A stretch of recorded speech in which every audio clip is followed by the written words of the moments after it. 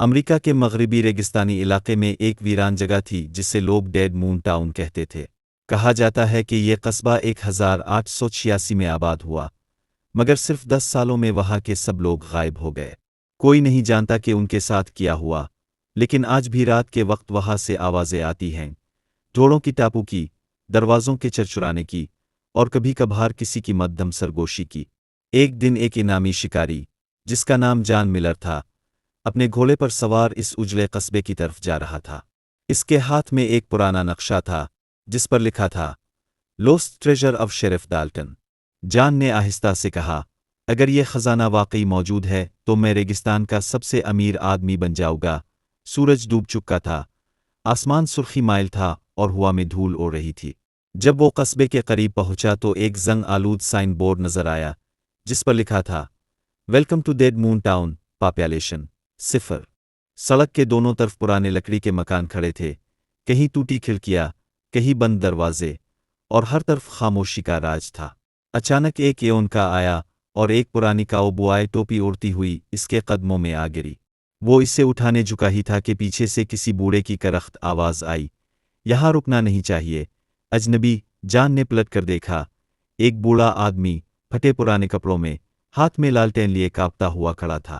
جان نے پوچھا، کون ہو تم؟ یہاں کوئی رہتا ہے کیا؟ بوڑھا بولا، میں ہی بچا ہوں، باقی سب کو چاند کی رات کھا گئی۔ جان نے ہنستے ہوئے کہا، چاند کی رات؟ کیا مطلب؟ بوڑھا بولا، جب پورا چاند نکلتا ہے تو ڈیڈ مون کے مردے واپس آتے ہیں، شیرف ڈالٹن اور اس کا خون سے بھرا انتقام۔ جان نے طنزیہ انداز میں کہا، میں بھوتوں سے نہیں ڈرتا، بس بتاؤ شیرف کا دفتر کہاں ہے؟ بوڑھا لرزتی آواز میں بولا، اگر وہاں گیا تو واپس نہیں آئے گا۔ مگر جان چل پڑا۔ اس نے پرانے لکڑی کے دروازے کو دھکیل کر شیرف آفس میں قدم رکھا۔ اندر دھول جمی ہوئی تھی، دیوار پر ایک زنگ لگا ستارہ لٹک رہا تھا، شیرف ڈالٹن۔ میز پر ایک پرانا ریوالور اور ایک ڈائری رکھی تھی۔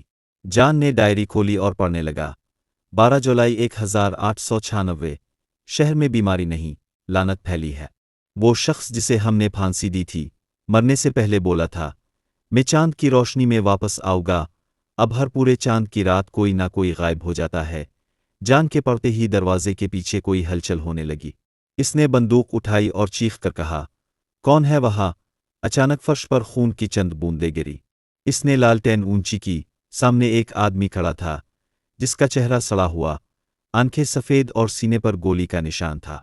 وہ بوسیدہ وردی پہنے ہوئے تھا اور مدھم آواز میں بولا، میں لوٹ آیا ہوں۔ جان نے گولی چلائی، مگر وہ سایہ دھوئی میں بدل گیا۔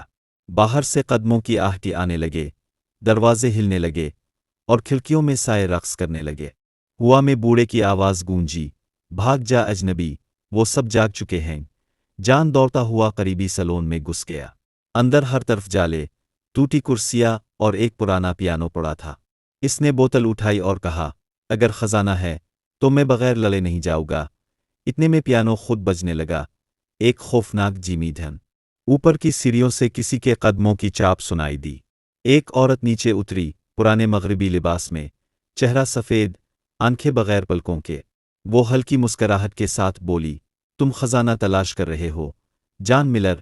جان چونک گیا، تم میرا نام کیسے جانتی ہو؟ عورت نے سرد لہجے میں کہا، ڈالٹن نے مجھے بھیجا ہے تمہیں ہمیشہ کے لیے یہیں روکنے۔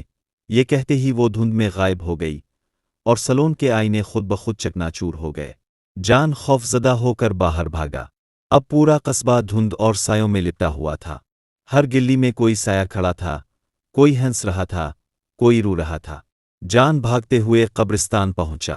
وہاں پرانی قبریں قطار میں کھڑی تھی، ہر قبر پر اسی قصبے کے لوگوں کے نام کندہ تھے۔ مگر آخری قبر پر جب اس نے نظر ڈالی تو اس کے قدم جم گئے۔ اس پر لکھا تھا، جان ملر ڈائیڈ 1886۔ اس کی آنکھیں پھٹی کی پھٹی رہ گئیں۔ یہ میرا نام۔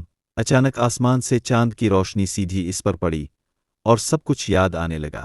وہ بھی تو مر چکا تھا، اسی سال جب شیرف ڈالٹن نے اسے گولی ماری تھی۔ جان نے ڈالٹن سے خزانے کا سودا کیا تھا اور اسے دھوکہ دیا، مگر انجام یہی ہوا کہ ڈالٹن نے اسے یہیں دفنا دیا۔ اب اسے احساس ہوا کہ وہ اب تک زندہ نہیں بلکہ ایک بھٹکی ہوئی روح ہے جو اپنے ہی لالچ کے پیچھے بھٹک رہی ہے۔ तब हुआ में वही बूढ़े की मध्यम आवाज सुनाई दी। मैंने कहा था ना, जान।